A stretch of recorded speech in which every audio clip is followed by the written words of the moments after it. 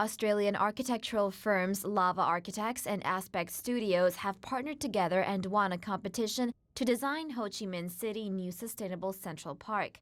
According to Lava Architects' project website, the park will replace the existing September 23 Park, which is in the city's central urban district.